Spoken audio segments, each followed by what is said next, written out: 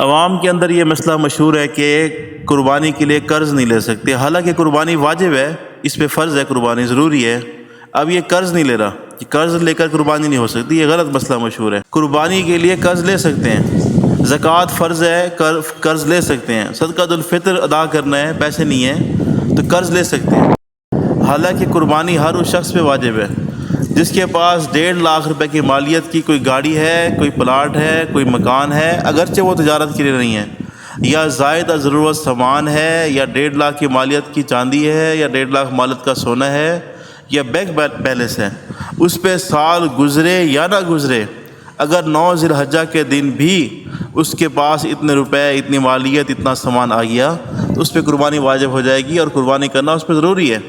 اور نبی کریم صلی اللہ علیہ وسلم نے ارشاد فرمایا کہ جو قربانی نہیں کرتا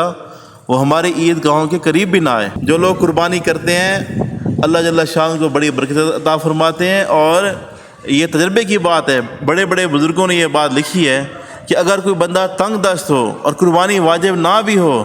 پھر بھی وہ کہیں سے ادھار پکڑ کے قربانی کر لے، اللہ اس کو فراخ دست فرما دیں گے اور بے بہا عطا فرمائیں گے۔